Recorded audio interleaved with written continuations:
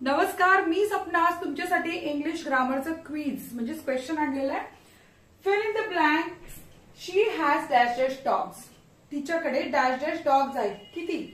हा टू येणार आहे, हा टू येणार आहे, हा टू की सो येणार आहे. योग्य उत्तर काय असेल यापूर्वी या शब्दांचे अर्थ काय ते समजून घ्या, म्हणजे तुम्हीच उत्तर लिहू शकाल.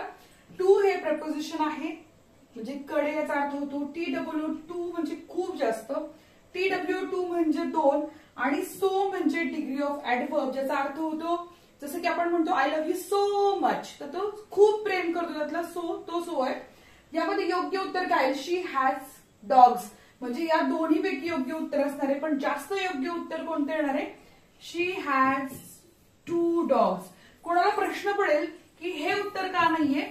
जर हे उत्तर आलं असतं तर त्याच्या पुढे काय आलं असतं? Too many dogs. इथं मेनी हा शब्द फार गरजेचा आहे. हा शब्द जर आला असता तर उत्तर हे असतं, परंतु हा शब्द न आल्यानं आपलं योग्य उत्तर काय? शी हॅज टू डॉग्स. अशाच प्रकारच्या क्विज किंवा ग्रामर शिकण्यासाठी सबस्क्राईब करा सपना होमस्कूलिंग चॅनलला.